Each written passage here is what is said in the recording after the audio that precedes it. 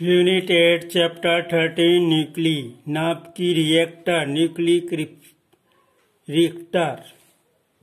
पहला नामांकित चित्र मंदक नियंत्रक छड़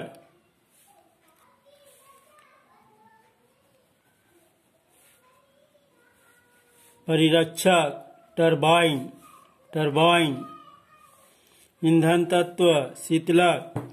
दूसरा रचना नाप की रिएक्टर की रचना के 5 भाग हैं। नाप की ईंधन, मंदक, परीक्षक, नियंत्रक, शीतलक। तीसरा कार्य विधि रिएक्टर को चालू करने के लिए नियंत्रक छड़ बाहर खींच ली जाती है, जिससे पहले से ही उपस्थित कुछ न्यूट्रॉन 235 यूरेनियम के विखंडन शुरू कर देते हैं। इस विखंडन के फलस्वरूप तीव्रगामी न्यूट्रॉन उत्पन्न होते हैं। तीव्रगामी न्यूट्रॉन मंदक से टकराते हैं, जिससे उनकी गति मंद पड़ जाती है। ये मंदक न्यूट्रॉन अन्य 235 यूरेनियम को विखंडित करना प्रारंभ कर देते हैं, जिससे रिएक्टर में श्रृंखलाभिक्रिया प्रारंभ हो जाती है। इस श्रृंखलाभिक्रिया को नियंत्रक छड़ों की सहायता से नियंत्रित किया जाता है। उपयोग: पहला, रेडियो आइसोटोप के उत्पादन में। दूसरा, अधिक पैमाने पर ऊर्जा के उत्पादन में। तीसरा, प्लूटोनियम के उत्पादन में। चौथा, अनुसंधान कार्यों के लिए। पांचवा, जलपोतों वायुयानों आदि के नोदन। पांचवा, भारत में नाप की रिएक्टर मुंबई के निकट टांबे में भाभा परमाणु अनुसंधान केंद्र में अप्सरा, साइरस और जललीला कार्य कर रहे हैं। नाप की संलयन: जब दो हल्के परमाणु के नाभिक संयुक्त होकर नया नाभिक बनाते हैं, तो नए नाभिक का द्रव्यमान संयोग करने वाले नाभिकों के द्रव्यमान के योग से कम होता है। द्रव्यमान की यह क्षति आइंस्टाइन के द्रव्यमान ऊर्जा संबंध E=mc² के अनुसार ऊर्जा के रूप में परिवर्तित हो जाती है। अतः इस प्रक्रिया में अत्यधिक मात्रा में ऊर्जा विमुक्त होती है। इस प्रक्रिया को नाप की संलयन कहते हैं। उदाहरण: 1.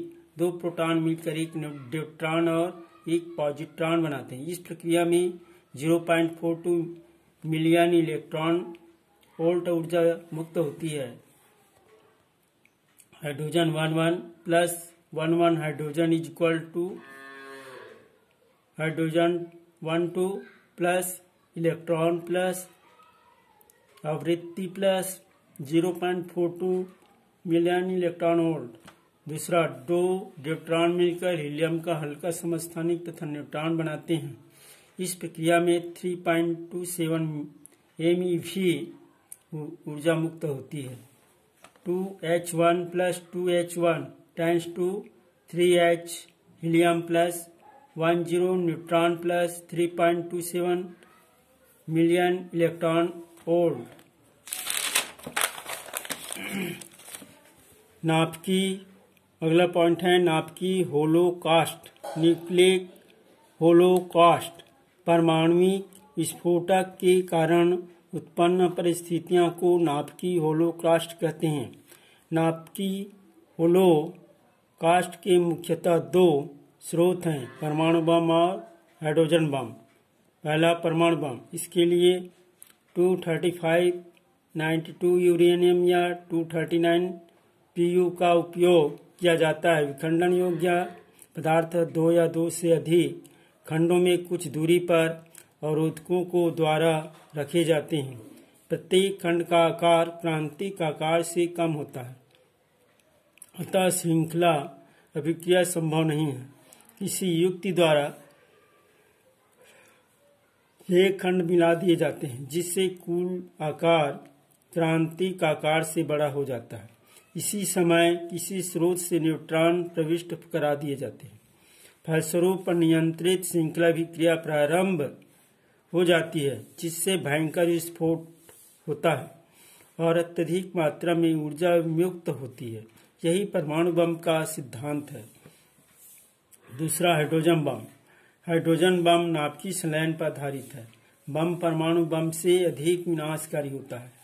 परमाणु बम की विनाशकारी शक्ति सीमित होती है, जबकि हाइड्रोजन बम की विनाशकारी शक्ति असीमित होती है, क्योंकि परमाणु में क्रांतिक आकार के नीचे विखंडन संभव नहीं, जबकि हाइड्रोजन बम में आकार का कोई बंधन नहीं है।